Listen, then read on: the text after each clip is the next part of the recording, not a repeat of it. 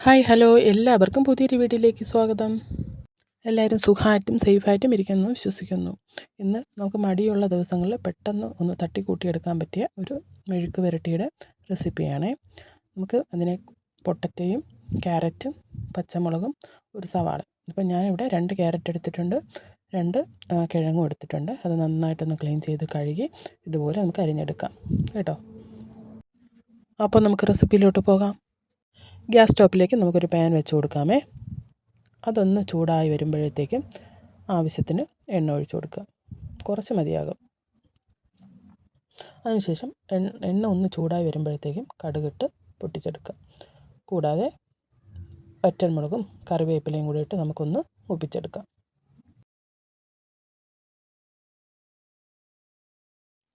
അതൊന്ന് മൂത്ത് വരുന്ന സമയത്ത് ഒരു 3 വെളുത്തുള്ളി നമുക്കിങ്ങനെ കീറി ഇട്ട് കൊടുത്ത് ഒന്ന് മൂപ്പിച്ചെടുക്കാം.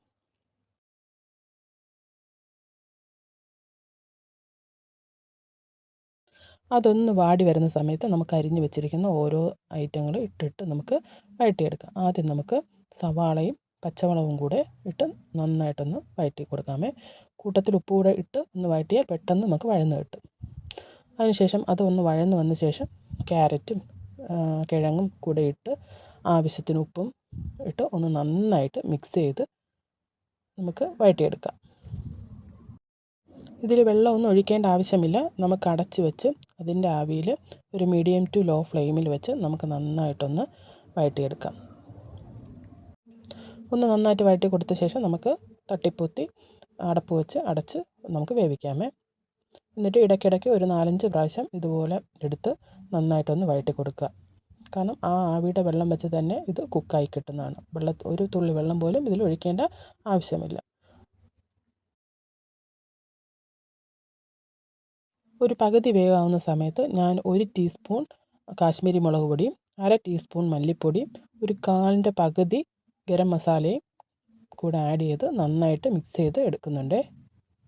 ഒരു 1/4 ടീസ്പൂൺ മഞ്ഞൾപ്പൊടി കൂടെ ഞാനിതിലേക്ക് ചേർക്കുന്നുണ്ട്. ഈ സമയത്ത് നമുക്ക് വേണമെങ്കിൽ ഉപ്പിന് കുറവാണെങ്കിൽ ഉപ്പ് കൂടെ ചേർത്ത് കൊടുക്കാം. പിന്നെ ഓപ്ഷനിലാണ്, കുരുമുളക് പൊടി ഉണ്ടെങ്കിലും ഒരു 1/4 ടീസ്പൂൺ ചേർത്ത് കൊടുക്കാം.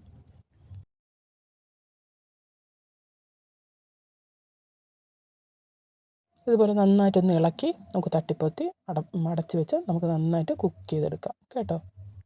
എൻ്റെ ചാനൽ പുതിയതായിട്ട് കാണുന്ന കൂട്ടുകാരുണ്ടെങ്കിൽ സബ്സ്ക്രൈബ് ചെയ്ത് ലൈക്കും കമൻറ്റും ഷെയറും ചെയ്ത്, ഇപ്പോൾ എനിക്കൊരു ഹൈപ്പ് ഓപ്ഷൻ കൂടെ കിട്ടിയിട്ടുണ്ട്. ഹൈപ്പ് കൂടെ ചെയ്ത് എൻ്റെ ചാനലിനെ ഒന്ന് സപ്പോർട്ട് ചെയ്യണേ.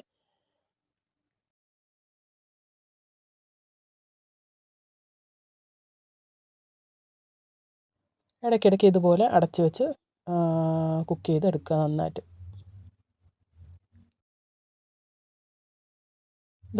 കുക്കായി വന്നിട്ടുണ്ട്. ആ സമയത്ത് ഞാൻ ഒരു തണ്ട് കറിവേപ്പിലയും കൂടി ഇട്ട് നന്നായിട്ട് മിക്സ് ചെയ്ത് കൊടുക്കുന്നുണ്ട്. നമ്മുടെ ക്യാരറ്റ് ഉരുളക്കിഴങ്ങ് മെഴുക്ക് പുരട്ടി റെഡി ആയിട്ടുണ്ട്. മറ്റൊരു വീഡിയോയുമായി വരുന്നത് വരെ ടാറ്റാ ബൈ ബൈ.